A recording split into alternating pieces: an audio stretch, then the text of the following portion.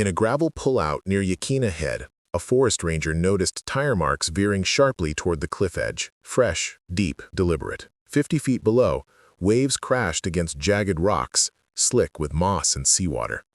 No guardrail, no witnesses, just the empty space where a car might have gone over. 3 days earlier, Millie Pinkman had left Newport Elementary School at 4:47 p.m., her lesson plans tucked under one arm, her red wool scarf trailing behind her in the wind. She waved to the janitor. She never made it home. Her station wagon was found that morning, driver's door ajar, keys dangling from the ignition. A thermos of tea, still warm, sat in the cup holder. On the passenger seat, a single leather glove, not hers. For 33 years, Newport held its breath. Then, in the summer of 2024, a hiker's dog unearthed something in the forest soil. A fragment of bone, a scrap of fabric, and a name no one had spoken aloud in decades. The question wasn't just where Millie had gone, it was who had been sitting beside her. Before we continue this shocking story, take a second to hit subscribe and like this video. Your support helps bring these forgotten stories to light, and the algorithm gods will make sure you don't miss any future uploads. Summer 2024. The forest floor along Beaver Creek Trail smelled of wet pine and moss. On a Saturday morning in late June, when the Oregon coast was still wrapped in fog, a golden retriever named Scout pulled hard against his leash.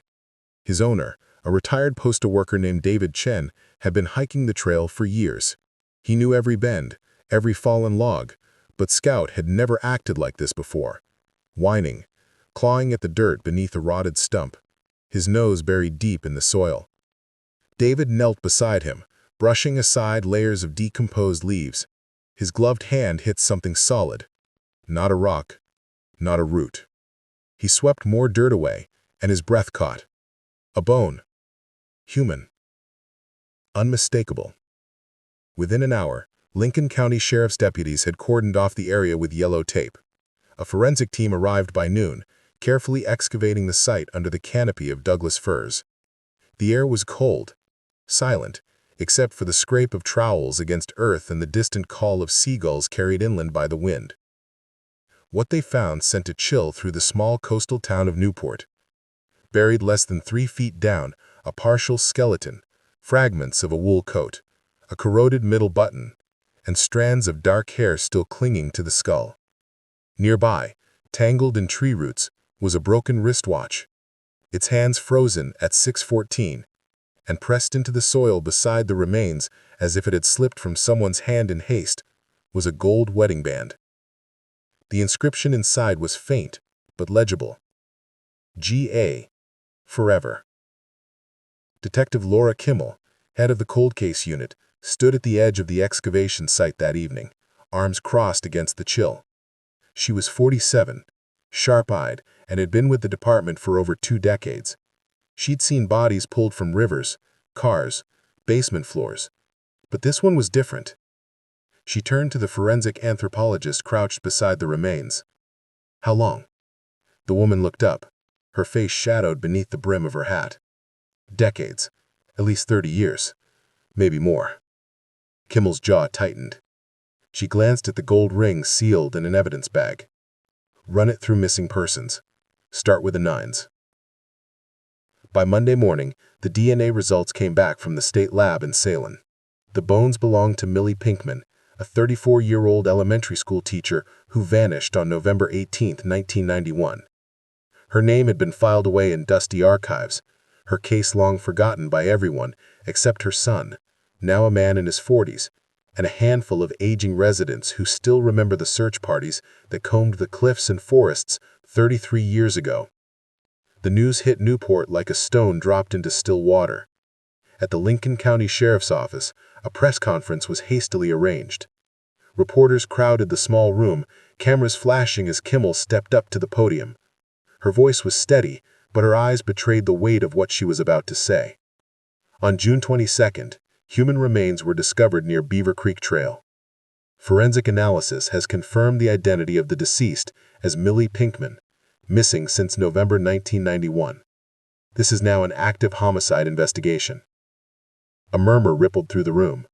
One reporter called out, "Was there evidence of foul play?" Kimmel paused, choosing her words carefully. "The remains were buried. The location was deliberate. We are treating this as a criminal act." She didn't mention the ring. Not yet. That detail was being held back. Standard protocol in cold cases. But behind closed doors, the investigation had already taken a darker turn. The gold band with the initials GA had been sent for further analysis. Fingerprints were impossible after so many years, but trace DNA had been extracted from the inner surface. Skin cells, sweat, oils absorbed into the metal over time. When the sample was run through CODIS, the National DNA Database, it came back with no match. But when Kimmel's team cross-referenced it with voluntary samples taken during the 1991 investigation, samples from family, friends, co-workers, they found something that made the room go silent. A match. Gerald Ashford. Kimmel stared at the name on the screen, her pulse quickening. She knew that name. Everyone in Newport did. Gerald Ashford had been the principal of Newport Elementary School in 1991. He was the man who organized the search parties when Millie disappeared. He spoke at the vigils, comforted her son, appeared on local news pleading for information. He was respected, trusted, a pillar of the community, and he had never been a suspect. Kimmel leaned back in her chair, her mind racing. If the ring belonged to Gerald, why was it buried with Millie's body? Was it lost during the crime, or left deliberately? She picked up the phone and dialed the district attorney's office. Her voice was calm, but her hand trembled slightly. "We need a warrant. Gerald Ashford. I want his house, his car, every record we can find." By that evening, the investigative team had pulled Gerald's file from the 1991 case. He had been interviewed twice back then, both times as a cooperative witness. He described Millie as a dedicated teacher, well-liked, no known enemies. He said he last saw her leaving the school at 4:47 p.m. on the day she vanished. He seemed devastated by her disappearance. But now, with the ring and evidence, every word he'd spoken 33 years ago took on a new, darker meaning. Kimmel sat alone in her office late that night, the case files spread across her desk. Outside, the fog rolled in from the Pacific, wrapping the town in a cold, damp silence. She stared at a photograph of Millie Pinkman, young, smiling, standing in front of a classroom chalkboard, her red scarf draped over her shoulders. She whispered to the photo, as if Millie could hear her, "We're going to find out what he did to you." The room was still. The only sound was the faint hum of the fluorescent lights overhead. In a quiet neighborhood on the edge of Newport, Gerald Ashford sat in his living room, a glass of whiskey in his hand. He was 79, now retired, living alone in a modest house overlooking the bay. He hadn't thought about Millie Pinkman in years, but that was about to change. Newport, Oregon, fall 1991. Millie Pinkman was the kind of teacher children remembered long after they left her classroom. She taught third grade at Newport Elementary, a small brick building perched on a hill overlooking the harbor. Her room was bright, cluttered with construction paper projects and hand-drawn maps of the Oregon Trail. She wore cardigans with mismatched buttons and kept a jar of peppermints on her desk for students who finished their spelling tests early. Her colleagues described her as warm but private. She arrived early, stayed late, and rarely talked about her personal life. But those who knew her well saw the cracks beneath the surface. Millie had been married to Tom Pinkman for 12 years. He was a mechanic at a garage on Highway 101, a quiet man with grease-stained hands and a habit of drinking beer alone in the garage after work. Friends said the marriage had cooled over the years. They slept in separate rooms. They spoke in clipped sentences over dinner. Their son, Ben, 9 years old, was the only thing that still held them together. Ben was a shy boy, with his mother's dark eyes and his father's silence. He spent most afternoons at the school library, waiting for Millie to finish grading papers so they could drive home together. He drew pictures of whales and lighthouses, and Millie pinned every one of them to the refrigerator. She loved her son fiercely. Everyone agreed on that. But in the months leading up to her disappearance, something had changed. In October 1991, a fellow teacher named Sandra Briggs noticed Millie seemed distracted. She would stare out the classroom window during lunch, her sandwich untouched. Once, Sandra found her in the bathroom, eyes red, hands gripping the edge of the sink. "Are you okay?" Sandra had asked. Millie smiled, but it didn't reach her eyes. "Just tired." Sandra didn't push. Later, she wished she had. Another co-worker, Dorothy Klein, remembered something stranger. One afternoon in early November, Dorothy walked past Millie's classroom and saw her standing by the window, arms crossed, watching the parking lot. When Dorothy asked what she was looking at, Millie flinched. "Nothing, just thought I saw someone." Dorothy glanced outside. The lot was empty except for a few cars and a custodian emptying trash bins. She shrugged it off, but Millie's behavior grew more erratic. She started locking her classroom door during her planning period, even though the school had an open-door policy. She stopped attending staff meetings. She requested a different parking spot, one closer to the main entrance under a streetlight. When Sandra asked why, Millie gave a vague answer. "I just feel safer there." At home, things were no better. Tom Pinkman later told police that Millie had become distant in the weeks before she vanished. She stayed up late, pacing the kitchen, drinking tea at the table with the lights off. When he asked what was wrong, she brushed him off. "Work stuff, it's nothing." But Tom didn't believe her. He suspected an affair. He checked the phone bills, looked through her purse, even followed her car one evening after school. She drove straight home. No stops, no detours. Still, the suspicion gnawed at him. In a statement given to police in December 1991, Tom admitted, "I thought she was seeing someone. I was angry, but I never hurt her. I swear to God, I never touched her." At the time, police had no reason to disbelieve him. Tom had an alibi for the night Millie disappeared. He was at the garage working late on a brake job. 2 co-workers confirmed it. But there was someone else. Someone the police didn't focus on in 1991. Someone who had been closer to Millie than anyone realized. Gerald Ashford. Gerald had been principal of Newport Elementary for 6 years. He was 53 in 1991, married with 2 grown daughters who had moved out of state. He was well-liked, charismatic, the kind of man who remembered every student's name and showed up to every school play. Parents trusted him.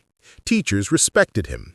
But several people later recalled something unsettling about the way he interacted with Millie. Dorothy Klein, in a 2024 interview with Detective Kimmel, said he was always in her classroom more than the others. He'd bring her coffee in the morning, stay after hours to check in. At the time, I thought he was just being supportive. Now, I wonder. Another teacher, who asked to remain anonymous, told investigators, "Once I walked into the staff lounge and saw Gerald standing very close to Millie. Too close. She looked uncomfortable. When I came in, he stepped back and laughed it off. Said they were discussing a parent complaint." But there was more. In Millie's desk, found during the 1991 investigation, were several handwritten notes. Most were mundane reminders about faculty meetings, supply requests, but one note, folded and tucked into the back of her planner, stood out. It was written in neat, slanted handwriting, not Millie's. "We need to talk. Meet me after school, please. G." At the time, police assumed G could be anyone, a parent, a friend. The note was cataloged and forgotten. Now, 33 years later, Detective Kimmel stared at that note under a magnifying glass in the evidence room. She compared the handwriting to samples taken from Gerald Ashford's 1991 statement. It matched. Kimmel sat back, her mind racing. Gerald had written to Millie he wanted to meet her, and less than 2 weeks after that note was dated, Millie disappeared. She pulled up the old case files and cross-referenced the timeline. On November 18, 1991, Millie left school at 4:47 p.m. Gerald's official statement claimed he left at 5:15 p.m.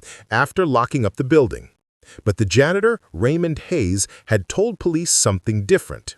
He said Gerald's car was still in the lot when he left at 6:30 p.m. When asked why Gerald stayed so late, Raymond shrugged. He said he had paperwork. Kimmel underlined that detail in red ink. Gerald had lied about when he left. Why? Back in 1991, no one thought to question it. Gerald was the principal. He often worked late. It seemed normal. But now, with the ring found buried beside Millie's body, nothing about Gerald Ashford seemed normal anymore. Kimmel picked up the phone and called her partner, Detective Marcus Reyes. Her voice was low, controlled. "Pull everything on Gerald. Bank records, phone logs, travel history. I want to know where he was every day in November 1991. Reyes paused. "You think he did it?" Kimmel stared at the photograph of Millie pinned to the caseboard. Her smile, her red scarf, her trusting eyes. "I think he's been hiding something for 33 years. November 18, 1991, Newport, Oregon. The day Millie Pinkman vanished began like any other. A cold drizzle fell over the coast, the kind of rain that soaked through jackets and turned the roads slick with fallen leaves. At Newport Elementary, the hallway smelled of wet shoes and cafeteria spaghetti. Children's voices echoed off the tile floors. Millie arrived at 7:32 a.m., earlier than usual. The parking lot attendant, an older woman named Ruth Campbell, later told police she noticed Millie's station wagon pull into the spot under the streetlight, the one she'd requested weeks earlier. Ruth waved. Millie waved back, but her smile seemed forced. Thin. Inside, Millie moved through her morning routine with mechanical precision. She took attendance, handed out spelling worksheets, read aloud from Charlotte's Web. But her third-grade student sensed something was off. She kept glancing at the clock. She paused mid-sentence, staring at the door as if expecting someone to walk through it.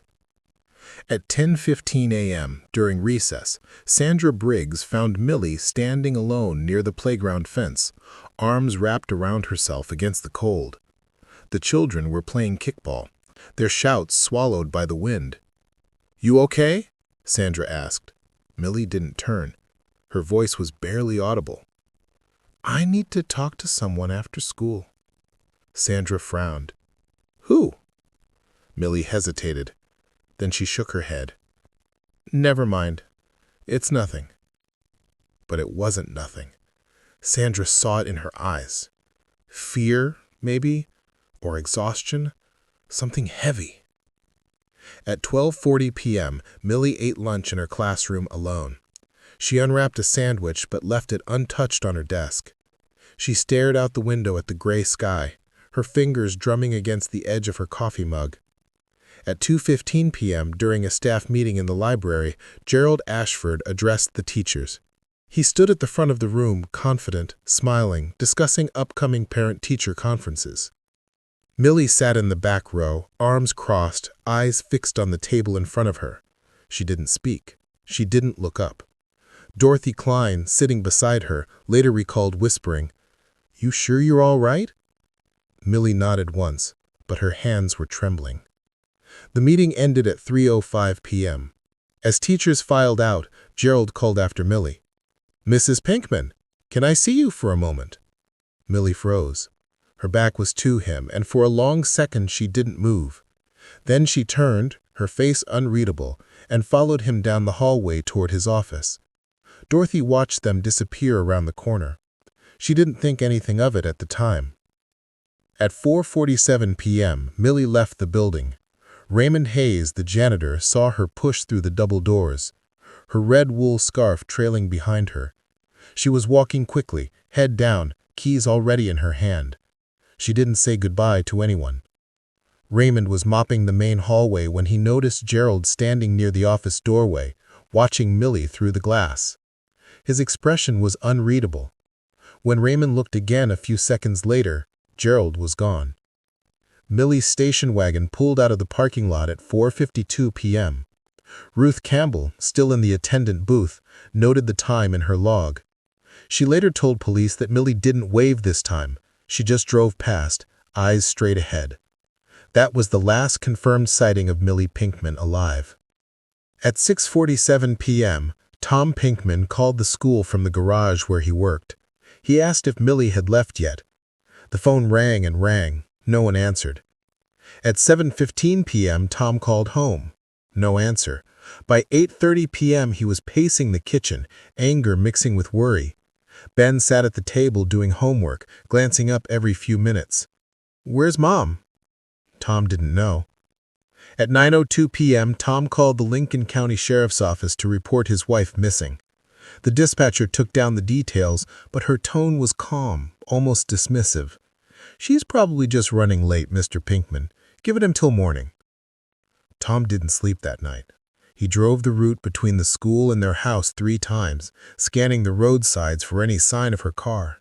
Nothing. At 6:47 a.m. on November 19th, an Oregon State Parks ranger named Dale Morton was driving along Highway 101 near Yaquina Head when he noticed something unusual. Fresh tire tracks led from the shoulder of the road toward the cliff edge. The ground was soft from rain and the tracks were deep, deliberate. Morton parked and walked to the edge.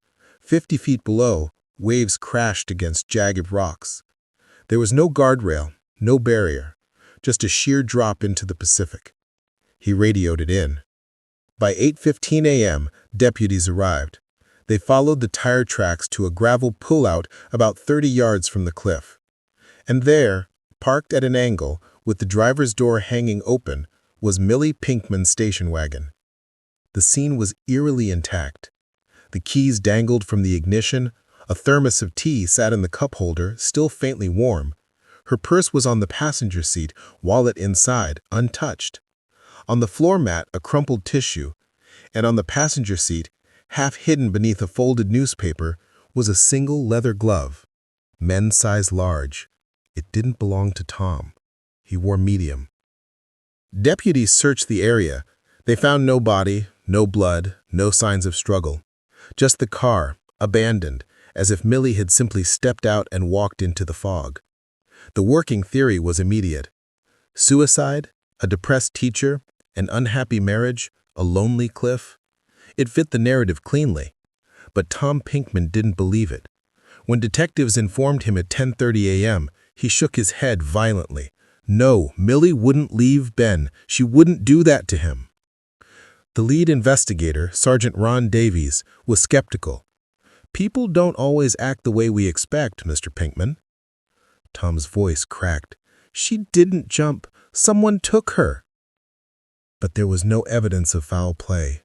No witnesses, no suspects. At Lincoln Elementary, news of Millie's car spread quickly. Teachers gathered in hushed circles, faces pale. Gerald Ashford called an emergency staff meeting at noon. He stood in front of the library, hands clasped, voice solemn. "This is a tragedy. Millie was a beloved member of our community. We must support each other during this difficult time." He bowed his head. Several teachers wiped away tears.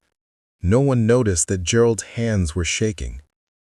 Over the next 3 days, search parties combed the cliffs, the beaches, the forests. Volunteers walked shoulder to shoulder through the trees, calling Millie's name. Divers searched the waters below the cliffs. Helicopters scanned the coastline.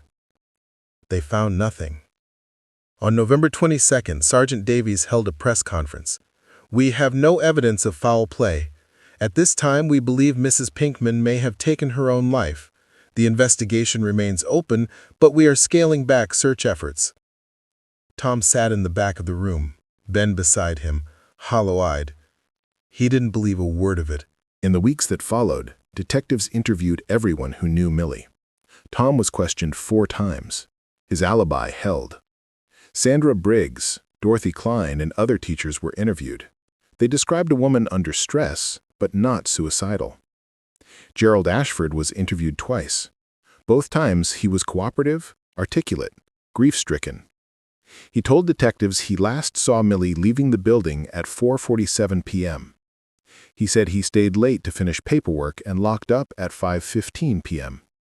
When asked if Millie seemed upset, he paused. She seemed tired, but nothing unusual. The leather glove found in her car was sent for analysis. It was generic, sold at dozens of stores across Oregon. No prints, no DNA, no leads. By December, the case had gone cold. Millie Pinkman was presumed dead. Her car was returned to Tom. Her belongings were boxed up and stored in the attic. Ben stopped asking where his mother was, and Gerald Ashford returned to his office, his routine, his life. He attended Millie's memorial service on December 14th. He stood beside Tom and Ben, a hand on the boy's shoulder, his face a mask of sorrow. No one suspected him. No one knew that in his coat pocket, wrapped in a handkerchief, was the wedding band he'd torn from his own finger the night Millie died. The ring he would later bury with her body, deep in the forest, where he thought no one would ever find it. December 1991, Newport, Oregon. The Pinkman house sat at the end of a gravel road, a small two-bedroom with chipped blue paint and a sagging front porch. Inside, the air was thick with silence. Millie's red scarf still hung on the coat rack by the door. Her coffee mug sat unwashed in the sink. The refrigerator was covered with Ben's drawings. Whales, lighthouses, a family of 3 holding hands under a smiling sun. Tom Pinkman moved through the rooms like a ghost. He went to work, came home, microwaved dinners for himself and Ben, and sat in the garage with a beer until the cold drove him inside. He didn't talk much. He didn't sleep much either. At night, he lay in bed staring at the ceiling, replaying the last conversation he'd had with Millie. It was 3 days before she disappeared. They'd argued about money. She wanted to take Ben to the coast for his birthday. Tom said they couldn't afford it. She called him selfish.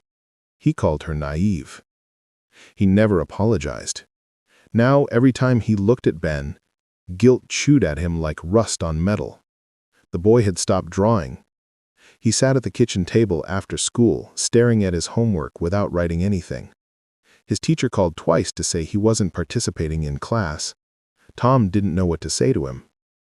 One evening in mid-December, Ben asked, "Is Mom coming back?" Tom froze, spatula in hand, staring at the stove. He wanted to lie. He wanted to say, "Yes, she's coming home soon. Everything's going to be okay." But the words wouldn't come. Instead, he said, "I don't know, buddy." Ben nodded slowly. He didn't cry. He just pushed his plate away and went to his room. Tom stood alone in the kitchen, fists clenched, jaw tight. He knew Millie hadn't jumped off that cliff. He knew she wouldn't leave Ben. But the police didn't believe him. The town didn't believe him. And he had no proof. At Newport Elementary, the absence of Millie Pinkman hung over the building like a fog. Her classroom was left untouched for weeks. The door remained locked, the blinds drawn. Students whispered about it in the hallways. Some said she was dead. Others said she ran away. A few claimed they saw her ghost near the playground at dusk. Teachers avoided talking about her. It was too painful, too unsettling. But Gerald Ashford made a point of addressing it. At a staff meeting in early December, he stood before the faculty, hands folded, voice steady. "We must remember Millie with grace. We must continue the work she loved for the children." Several teachers nodded, dabbing their eyes with tissues. Gerald's words were comforting, reassuring. Dorothy Klein sat in the back row, arms crossed. Something about the way Gerald spoke bothered her, though she couldn't articulate why. He seemed calm, too calm, as if Millie's disappearance was an inconvenience rather than a tragedy. After the meeting, Dorothy lingered near the library, watching Gerald walk down the hallway toward his office. He moved with purpose, shoulders straight, face composed. He didn't look like a man grieving a lost colleague. She mentioned it to Sandra Briggs one afternoon over coffee in the teacher's lounge. Doesn't it seem odd to you how quickly Gerald moved on? Sandra shrugged. He's the principal. He has to stay strong for everyone else. Dorothy stirred her coffee slowly. Maybe, but I keep thinking about that afternoon, the day she disappeared. He called her into his office. Sandra frowned. So what? What did they talk about? By January 1992, the official search for Millie had ended. The Lincoln County Sheriff's Office released a brief statement. After exhaustive efforts, we have found no evidence to suggest foul play. Millie Pinkman is presumed deceased. The case remains open, but active investigation has been suspended. Tom read the statement in the local newspaper sitting at the kitchen table. He crumpled the page in his fist and threw it across the room. "Bullshit," he muttered. But without evidence, without a body, there was nothing he could do. He became obsessed. He spent evenings at the public library, reading old newspaper clippings, police manuals, true crime books. He made a timeline of Millie's last day, penning it to the wall of the garage. He listed everyone who'd seen her, everyone who'd spoken to her. He circled Gerald Ashford's name in red ink. Tom didn't trust him. He couldn't explain why. It was a gut feeling, a shadow of suspicion. Gerald had been too helpful, too present. He'd organized search parties, spoken at the memorial, visited the Pinkman house to check on Ben. He'd even offered to pay for grief counseling. Most people saw kindness. Tom saw performance. One Saturday in late January, Tom drove to the school. It was empty, the parking lot deserted. He walked around the building, peering through windows, testing doors. He didn't know what he was looking for, a clue, a sign, anything. He found nothing. But as he stood in the lot where Millie used to park, he noticed something he'd missed before. The street light above her spot had been out the day she disappeared. He remembered because Ruth Campbell, the attendant, had mentioned it to police. The bulb had burned out the night before. Tom stared up at the darkened pole. Millie had requested that spot because she felt safer under the light, but the light had been out. She'd walked to her car in the dark. Had someone known that? Tom filed the thought away. He didn't know what it meant, but it felt important. At the sheriff's office, Sergeant Ron Davies was ready to move on. Millie Pinkman's file was thick, full of witness statements, search reports, and dead ends. He'd done everything by the book. The evidence pointed to suicide or at best an accident. There was no suspect, no motive, no crime scene. But one detail bothered him: the leather glove. It didn't belong to Tom. It didn't belong to Millie. So whose was it? Davies had sent it to the state lab for analysis. The results came back inconclusive. No fingerprints, no usable DNA. The glove was old, worn, generic. It could have belonged to anyone. But why was it in her car? Davies considered the possibilities. Maybe Millie had picked it up somewhere, a lost and found at school, a gas station, a friend's house. Maybe it meant nothing. Or maybe someone had been in that car with her. He pulled the file one more time, flipping through the statements. One detail caught his eye. Raymond Hayes, the janitor, had told deputies that Gerald Ashford's car was still in the lot at 6:30 p.m. the night Millie disappeared. But Gerald had claimed he left at 5:15 p.m. Davies frowned. Why the discrepancy? He made a note to follow up, but days turned into weeks, and the note got buried beneath other cases. The follow-up never happened. By spring of 1992, Newport had moved on.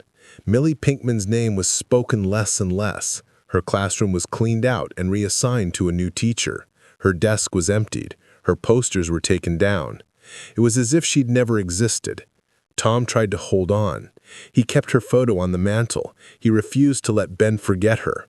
But as the months passed, even Tom felt the weight of inevitability. Without a body, without answers, there was no closure, only a hollow ache that never quite went away. Ben stopped asking about his mother. He grew quieter, more withdrawn. He spent hours alone in his room, reading or staring out the window. Tom wanted to help him, but he didn't know how. He was drowning in his own grief. One night in April, Tom sat in the garage with a six-pack and Millie's old address book. He flipped through the pages, looking at names he barely recognized. Friends from college, distant relatives, co-workers. And then he saw it. A phone number written in pencil at the back of the book. No name, just 7 digits. Tom stared at it. He didn't recognize the number. He picked up the phone and dialed. It rang 4 times. Then a man's voice answered. Calm, professional. Hello? Tom hesitated. Who's this? A pause. Who's calling? Tom's pulse quickened. This number was in my wife's address book, Millie Pinkman. Do you know her? Silence. Then the line went dead. Tom called back. No answer. He tried again the next day. The number had been disconnected. Tom stared at the address book, his hand shaking. Someone had been in contact with Millie, someone she'd written down but never mentioned. He took the address book to Sergeant Davies. The following week, Davies looked at the number, made a note, and promised to look into it, but nothing came of it. The number was a dead end, and once again, Tom was left with questions and no answers. By summer, Tom made a decision. He couldn't stay in Newport. The town was suffocating him. Every street corner reminded him of Millie. Every face in the grocery store carried pity or suspicion. In July 1992, Tom packed up the house. He enrolled Ben in a new school in Portland, 2 hours north. They left Newport behind, taking only what they could fit in the truck. Millie's belongings were boxed and stored in a rented storage unit on the edge of town. Tom told himself it was for Ben, a fresh start, a chance to heal. But deep down, he knew the truth. He was running from the guilt, the grief, the unanswered questions. As the truck pulled away from the little blue house, Ben sat in the passenger seat staring out the window. He didn't say goodbye to Newport. He didn't look back. Neither did Tom. Behind them, the town grew smaller in the rearview mirror. And somewhere in that town, in a modest house overlooking the bay, Gerald Ashford stood at his kitchen window, watching the rain fall over the Pacific. He thought about Millie often, her face, her voice, the way she'd looked at him that last afternoon in his office, her eyes pleading, desperate. He told her it would be okay, that they could work it out. But it hadn't been okay, and now she was gone. Gerald poured himself a glass of scotch and sat down at the table. He opened a drawer and pulled out a small photograph. Millie, smiling, standing in front of her classroom. He'd taken it months before she disappeared. He kept it hidden, tucked behind old receipts and bills. He stared at the photo for a long time. Then he folded it carefully and slipped it back into the drawer. No one would ever know. He'd made sure of that. Capítulo 5. El silencio adesco. 1992-2024. 32 años de silencio.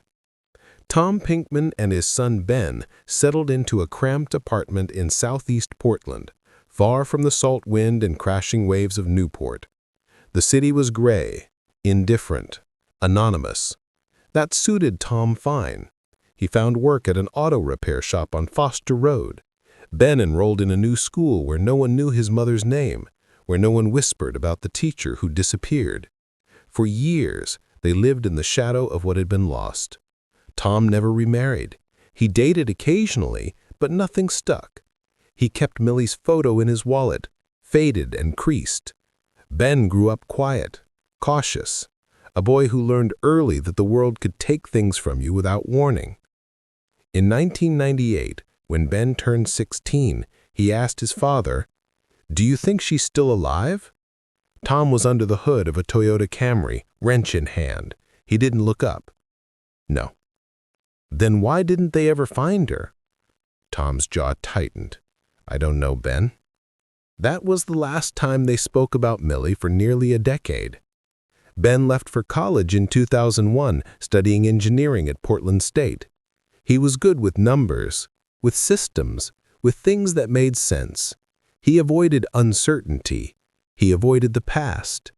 He built a life that had nothing to do with Newport, nothing to do with the mother he'd lost when he was 9.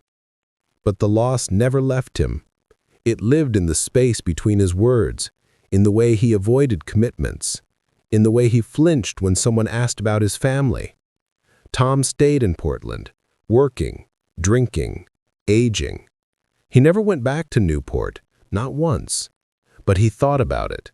He thought about Millie, and he thought about Gerald Ashford. Over the years, Tom had done his own quiet digging. He subscribed to the Newport News-Times, scanning every issue for mentions of the school, the principal, anything. In 1995, he read that Gerald Ashford had retired. In 2003, Gerald's wife passed away from cancer. In 2010, Gerald was honored at a community event for his decades of service to Newport schools. Tom read the article with clenched fists. The man was a goddamn hero in that town, and Tom still believed, deep in his gut, that Gerald knew more than he'd ever said. But without proof, suspicion was just poison.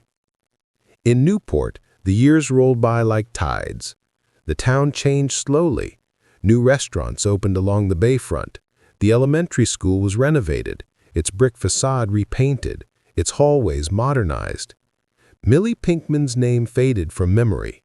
Older residents remembered her vaguely, a teacher who disappeared in the 90s. Younger people didn't know her at all. Gerald Ashford lived alone in his house overlooking the bay. He was in his 80s now, white-haired, stooped, but still sharp. He attended church on Sundays. He volunteered at the library. He was polite to his neighbors, reserved but friendly. No one suspected him of anything. But Gerald carried the weight of what he'd done. It lived in the pit of his stomach, a dull ache that never quite went away. He didn't sleep well. He dreamed of Millie's face, her eyes wide with fear, her hands pushing against him. He'd told himself that it was an accident, that he didn't mean for it to happen, that she'd provoked him, threatened him, left him no choice. But in the dark hours before dawn, when the house was silent and the fog pressed against the windows, Gerald knew the truth. He'd killed her deliberately, coldly, and he'd buried her in the forest like an animal. The guilt should have consumed him, but Gerald had always been good at compartmentalizing. He built walls around the memory, locked it away, and lived his life as if Millie Pinkman had never existed. For 32 years it worked. Then, in June 2024, a dog named Scout started digging near Beaver Creek Trail. The discovery of Millie's remains sent shockwaves through Newport. The local paper ran the story on the front page. The Portland television stations dispatched reporters. Social media lit up with speculation. Who was Millie Pinkman? What happened to her? And why had it taken 33 years to find her? Tom Pinkman learned about it from a phone call. It was a Tuesday afternoon.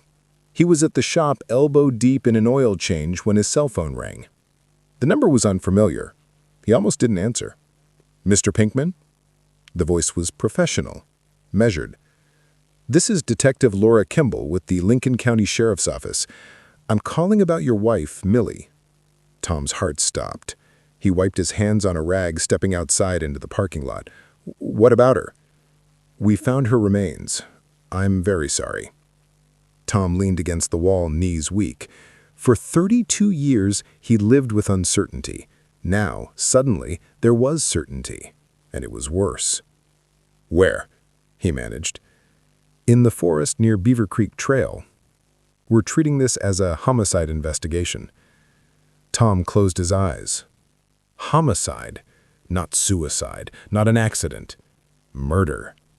He'd been right all along. "Pinkman, I need to ask you some questions. Can you come to Newport?"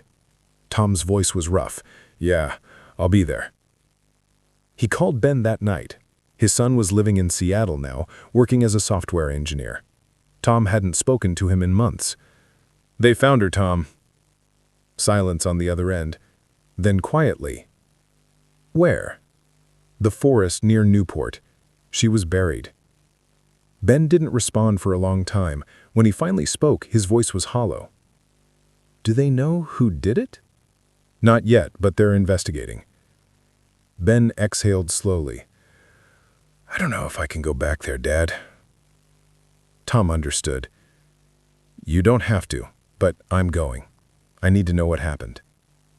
2 days later, Tom drove back to Newport for the first time in 32 years. The town looked different. Newer buildings, wider roads, more tourists, but the bones were the same. The harbor, the cliffs, the elementary school on the hill. He met Detective Kimball at the sheriff's office. She was younger than he expected, mid-40s, with sharp eyes and a firm handshake. She led him to a small conference room and laid out the case file. "We found your wife's remains on June 22nd, she said. Forensic analysis confirms the identity. She was buried approximately 3 feet underground. The location suggests the burial was deliberate." Tom stared at the photos. Bones, fragments of fabric, a broken wristwatch. "We also found this." Kimball slid an evidence bag across the table. Inside was a gold wedding band. Tom frowned. "That's not hers." "We know it's a man's ring. There's an inscription. G.A. forever." Tom's breath caught. G.A. Kimball nodded. "We ran the DNA from the ring. It belongs to Gerald Ashford." Tom's vision blurred. His hands gripped the edge of the table. "Gerald! You know him?" "He was the principal at the school." Tom's voice shook. I always knew something was wrong with him." Kimball leaned forward. "Tell me everything." Tom talked for over an hour. He told her about Millie's behavior in the weeks before she disappeared, the stress, the fear, the locked classroom doors. He told her about Gerald's constant presence, the way he'd inserted himself into the search, the memorial, the family's grief. He told her about the phone number in Millie's address book, the one that had been disconnected. Kimball took notes, her expression unreadable. When Tom finished, she sat back. "We're building a case against him. But I need to be honest with you. This won't be easy. It's been 33 years. Memories fade. Evidence degrades. Gerald has lived a clean life since 1991. No arrests, no complaints. He's a respected member of this community." Tom's voice was cold. "He killed my wife." "I believe you, but belief isn't proof. We need more." Over the following weeks, the cold case unit worked around the clock. Detective Kimball and her partner Marcus Reyes re-entered everyone from the 1991 investigation who was still alive. Dorothy Klein, now in her 70s, remembered Gerald's behavior vividly.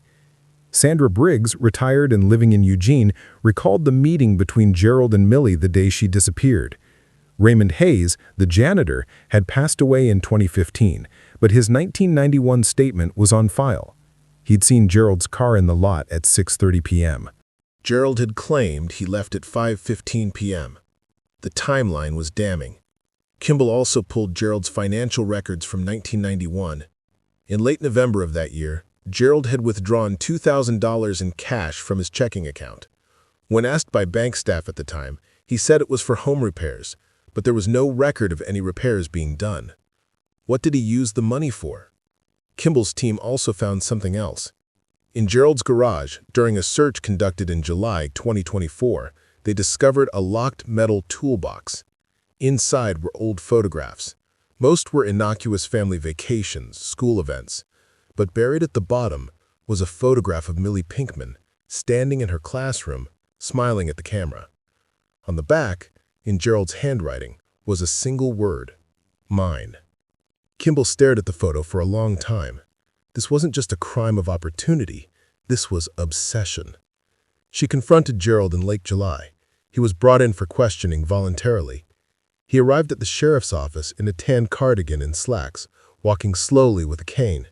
He looked frail, grandfatherly, harmless. Kimball didn't buy it. She sat across from him in the interrogation room, a recorder running between them.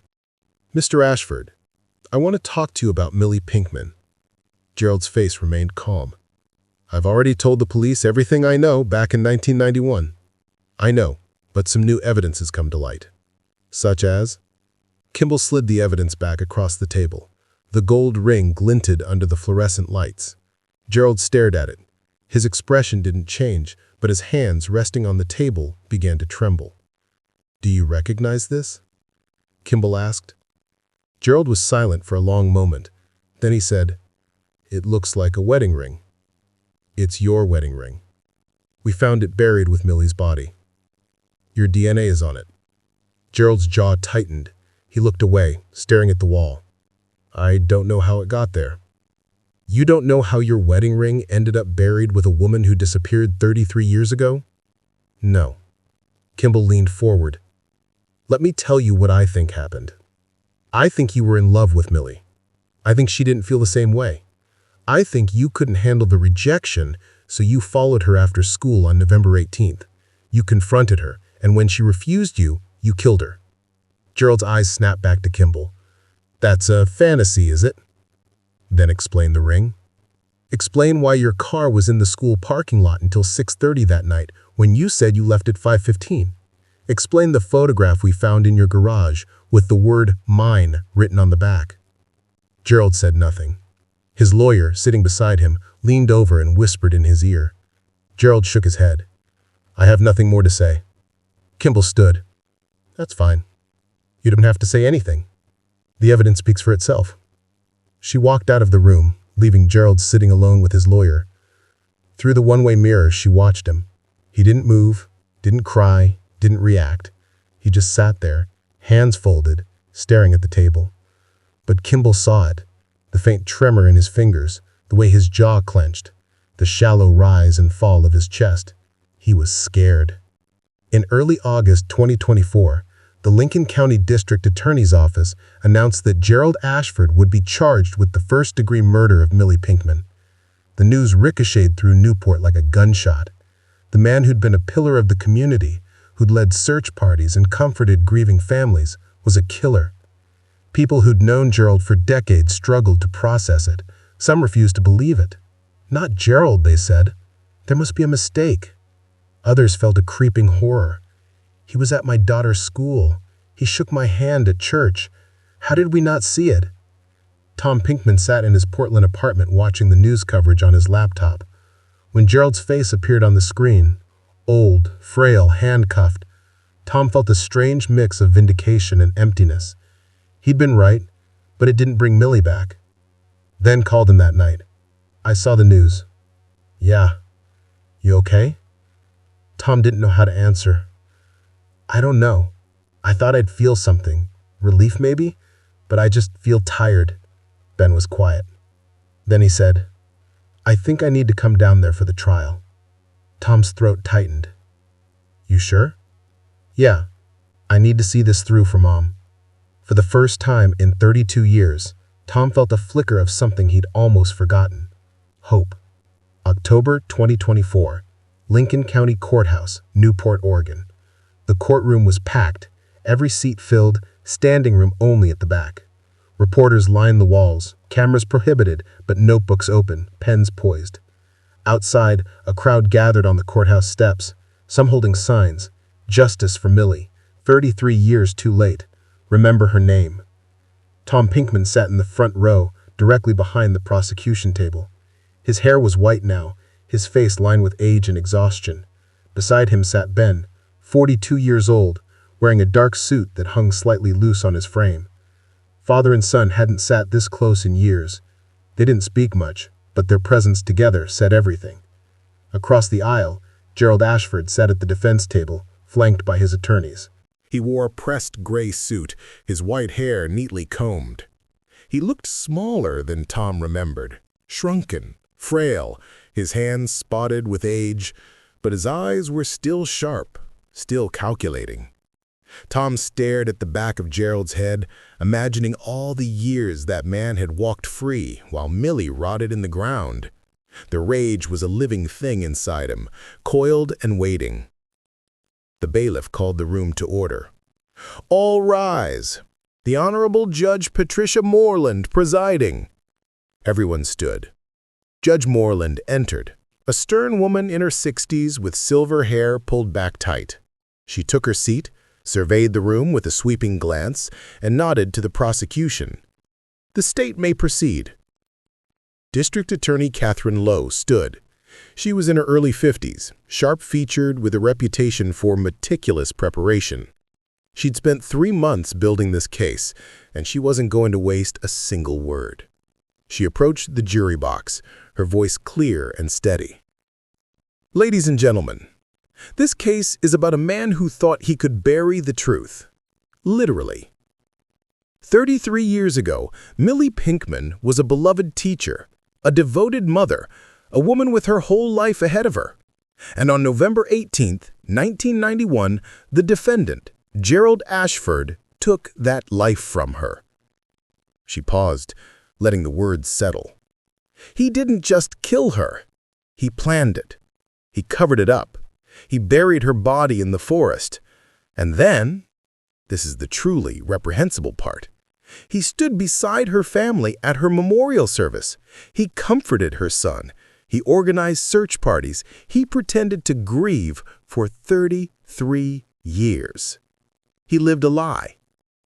But the evidence doesn't lie, and today you will hear that evidence. You will see it, and you will know beyond any reasonable doubt that Gerald Ashford is guilty of first-degree murder." Lowe turned and walked back to her table, her heels clicking on the polished floor. The defense attorney, Martin Cross, rose slowly. He was older than Lowe, mid-60s with silver hair and a grandfatherly demeanor. He'd been hired by Gerald's family, his 2 daughters, who refused to believe their father was capable of murder. Cross approached the jury, his voice soft, almost apologetic. "Members of the jury, my client is an old man, a respected educator, a man who dedicated his life to children, to this community. The prosecution wants you to believe he's a monster, but where's the proof? A ring found in the dirt? Circumstantial. A photograph in a garage? Innocent. A timeline with minor discrepancies? Explainable." He paused, looking each juror in the eye. "The state's case is built on speculation and coincidence. They have no eyewitnesses, no confession, no forensic evidence linking my client to the act of murder. What they have is a 33-year-old cold case and a desperate need to blame someone. But desperation is not justice. I urge you to remember that." Cross returned to his seat. Gerald leaned over and whispered something in his ear. Cross nodded, patting his client's hand. Tom felt his stomach turn. The trial stretched over 2 weeks. The prosecution called witness after witness, each one adding another piece to the puzzle. Dorothy Klein took the stand first. She was 76 now, her hands shaking as she gripped the witness box railing, but her memory was clear. Gerald was always around Millie, she testified, more than the other teachers. He'd bring her coffee, linger in her classroom. At the time, I thought he was just being supportive. But looking back, it felt obsessive. Cross examined her aggressively. "Isn't it true, Mrs. Klein, that you never actually witnessed any inappropriate behavior between my client and Mrs. Pinkman?" Dorothy hesitated. "Not directly, no." "So you're speculating?" "I'm telling you what I saw." "What you think you saw?" Judge Moreland intervened. "Move on, Mr. Cross." Sandra Briggs testified next. She described Millie's anxiety in the weeks before she disappeared, the locked classroom doors, the strange behavior. "She was scared," Sandra said, her voice breaking. "I asked her what was wrong and she wouldn't tell me, but I could see it in her eyes. She was terrified of something or someone." The prosecution introduced the photograph found in Gerald's garage. It was projected onto a screen for the jury, Millie smiling, standing in her classroom, and on the back, in Gerald's handwriting, "Mine." A murmur rippled through the courtroom. Several jurors exchanged glances. Lowe let the image hang there for a long moment before speaking. Why would a school principal have a photograph of a teacher with the word "mine" written on it? Cross objected. "Speculation." "Sustained," Judge Moreland said. But the damage was done. The jury had seen it. The forensic evidence was damning. Dr. Alan Moss, the forensic anthropologist who'd examined Millie's remains, testified about the manner of death. The hyoid bone in the neck was fractured, he explained, pointing to a diagram. This is consistent with manual strangulation. The victim was strangled to death. Tom closed his eyes, his hands balling into fists. Beside him, Ben stared straight ahead, jaw clenched. Dr. Moss continued, "The body was buried in a shallow grave approximately 3 feet deep. The location was remote, heavily wooded. Someone familiar with the area would have known it was unlikely to be discovered," Lowe asked. "In your professional opinion, doctor, was this a planned burial?" Yes. The grave was dug deliberately. This wasn't a body dumped in haste. This was concealment. The DNA evidence was presented next. Dr. Elena Vargas, a forensic DNA specialist, testified about the wedding ring found with Millie's remains. "The DNA extracted from the inner surface of the ring is a conclusive match to Gerald Ashford," she said. There is no doubt. Cross tried to poke holes in the evidence. Isn't it possible the ring was lost prior to Mrs. Pinkman's death, that it ended up in the grave by coincidence? Dr. Vargas shook her head. The ring was found directly beside the skeletal remains, partially buried in the same soil layer. The probability of it being a coincidence is statistically negligible. Cross pressed. But it's possible. In the way that anything is theoretically possible, but no, I don't believe it's coincidental. The timeline was reconstructed meticulously. Raymond Hayes's 1991 statement was read into the record. The janitor had seen Gerald's car in the parking lot at 6:30 p.m. Gerald had claimed he left at 5:15 p.m. Lowe hammered the point. Why would the defendant lie about when he left the school? Cross countered. My client was mistaken. It was 33 years ago. Memories are fallible, but the jury looked skeptical. The note found in Millie's planner, "We need to talk. Meet me after school, please. G," was entered into evidence. Handwriting analysis confirmed it was Gerald's. Lowe addressed the jury. This note proves that Gerald Ashford arranged to meet Millie Pinkman after school the day she disappeared. He admits writing it. He admits calling her into his office, but he claims nothing unusual happened. Ladies and gentlemen, Millie Pinkman left that meeting and was never seen alive again. On the 8th day of the trial, the prosecution rested. Cross called only 2 witnesses. The first was Dr. Helen Pritchard, a psychologist who testified about Gerald's character. "I've known Gerald for 20 years, she said. "He's a gentle, thoughtful man. He's not capable of violence." On cross-examination, Lowe asked, "Dr. Pritchard, have you ever evaluated Mr. Ashford for obsessive or controlling behavior?" "No." "Have you ever spoken to him about Millie Pinkman?" Pritchard hesitated. "No." "Then how can you testify about his state of mind in 1991? Pritchard had no answer. The second witness was Gerald's daughter, Rebecca Ashford. She was in her 50s, composed but visibly emotional. "My father is not a killer," she said, her voice shaking. "He loved his work. He loved his students. He would never hurt anyone." Lowe's cross-examination was gentle but firm. "Miss Ashford, did your father ever mention Millie Pinkman to you?" Rebecca paused. "Not that I recall. Did he seem upset or distressed in late 1991? I don't remember. It was a long time ago. So you can't say for certain what his mental state was?" "No." Lowe nodded. No further questions. Cross rested his case without calling Gerald to the stand. It was a calculated risk. Gerald's age and frailty might have garnered sympathy, but under cross-examination, Lowe would have torn him apart. Closing arguments began on a cold Friday morning. The courtroom was tense, the air heavy with anticipation. Lowe spoke first. She stood before the jury, her voice measured but forceful. "The evidence in this case is overwhelming. Gerald Ashford's DNA was found on a ring buried with Millie Pinkman's body. His handwriting is on a note arranging a meeting with her the day she disappeared. He lied about when he left the school that night. He had a photograph of her in his garage with the word mine written on it. He strangled her, buried her, and then spent 33 years pretending to be a grieving colleague. She paused, her eyes sweeping the jury. Millie Pinkman was 34 years old. She had a son who needed her, a life ahead of her. Gerald Ashford took that from her because he couldn't control her, because he rejected him, and then he buried her like she was nothing. Lowe's voice hardened.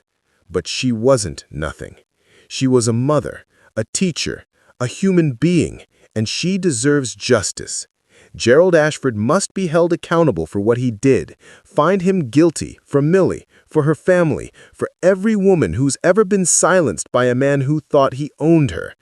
She sat down. The courtroom was silent. Cross stood slowly. His closing was softer, more measured. Ladies and gentlemen, the prosecution has built a compelling narrative. But a narrative is not proof. Yes, my client knew Millie Pinkman. Yes, he met with her that day. But that doesn't make him a murderer. The state has no eyewitness, no confession, no forensic evidence placing him at the burial site. What they have is a ring, a photograph, and assumptions. He looked at the jury earnestly. I'm asking you to set aside emotion, set aside sympathy, look only at the evidence. And if you do that, if you truly examine what's been presented, you'll see that reasonable doubt exists. You'll see that the state hasn't met its burden, and you'll do what's right. You'll find Gerald Ashford not guilty. He sat down.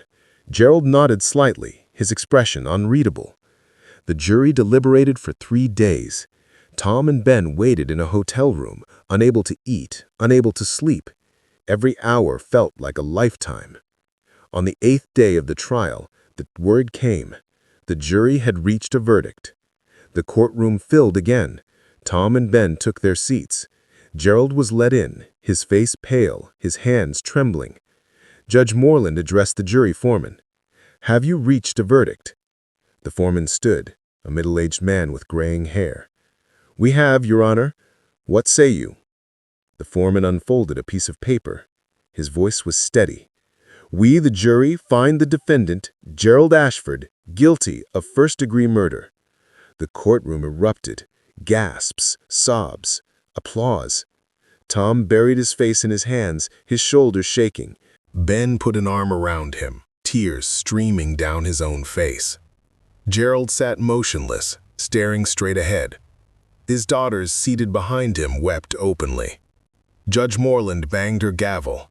Order! Order in the court. The room quieted. She turned to Gerald. Mr. Ashford, you have been found guilty by a jury of your peers. Sentencing will be scheduled for 2 weeks from today. Gerald was let out in handcuffs. He didn't look at Tom, didn't look at anyone. Outside the courthouse, the crowd cheered. Tom and Ben emerged into the cold October air, surrounded by reporters. Mr. Pinkman, how do you feel? Tom's voice was hoarse. I feel relieved. It's been 33 years. My wife can finally rest. What do you want people to know about Millie? Tom looked directly into the camera. She was a good person. A good mother. She didn't deserve what happened to her. And Gerald Ashford, he stole her from us. But he can't hide anymore. The truth is out. Ben stood beside his father, silent, tears still wet on his face. 2 weeks later, Gerald Ashford was sentenced to life in prison without the possibility of parole. He was 84 years old. He would die behind bars. At the sentencing hearing, Tom was allowed to give a victim impact statement. He stood at the podium, hands gripping the sides, and spoke directly to Gerald. You killed my wife. You took her from me, from our son, from everyone who loved her. And then you pretended to care. You stood beside us at her memorial. You looked me in the eye and lied. For 33 years, you lived free while we lived in hell. His voice broke. I hope you spend every day for the rest of your life thinking about what you did. I hope you see her face every time you close your eyes, because we've been seeing it for 33 years. Gerald stared at the table expressionless. Tom sat down. Ben squeezed his shoulder. Judge Moreland addressed Gerald. "Mr. Ashford, you have shown no remorse, no accountability. You took a life and tried to bury the truth with it. But the truth always comes out. You will spend the remainder of your life in prison. Court is adjourned." The gavel struck. Gerald was led away. Tom and Ben walked out of the courthouse together. The October sky was gray, the air sharp with the promise of winter. They stood on the steps, watching the crowd disperse. "What now?" Ben asked quietly. Tom looked at his son. "Now, we go home. We remember her, and we move forward." Ben nodded. For the first time in 33 years, he felt like he could breathe. In the weeks that followed, Newport grappled with the truth. Gerald Ashford, a man they'd trusted, respected, honored, was a murderer. The revelation shattered the community's sense of safety. How had they not seen it? How had he fooled them for so long? At Newport Elementary, a small memorial was erected in Millie's honor. A plaque, a bench, a garden. Students who never knew her learned her name. Teachers who'd worked with her shared stories. She was no longer just a cold case. She was a person remembered and mourned. Tom and Ben visited her grave in December. It was on a hill overlooking the Pacific, the same gray waves she'd walked beside all her life. They stood in silence for a long time. "I'm sorry I couldn't save you," Tom whispered. Ben placed a hand on the headstone. "We didn't forget you, Mom. We never forgot." As they walked back to the car, the wind carried the scent of salt and pine. The ocean roared in the distance, and somewhere in that vast, cold expanse, Millie Pinkman's story finally had an ending. Justice had come. 33 years late, but it had come. And that, Tom thought, would have to be enough. The case of Millie Pinkman serves as a haunting reminder that justice delayed is not justice denied, but it is justice that leaves scars. For 33 years, a family lived without answers. A community trusted a man who wore kindness like a mask. And a woman's body lay buried in the forest, waiting to be found. Gerald Ashford died in prison in March 2025, just 5 months after his conviction. He never confessed, never apologized. To the end, he maintained his silence, taking whatever final secrets he held to the grave. Tom Pinkman passed away peacefully in his sleep in 2026 at the age of 78. He'd lived long enough to see justice served. That was all he'd wanted. Ben Pinkman still lives in Seattle. He keeps his mother's photograph on his desk. He never married, never had children, but he volunteers at a nonprofit that helps families of missing persons navigate the legal system. He tells them what his father told him: never stop searching, never stop hoping. The truth is still out there.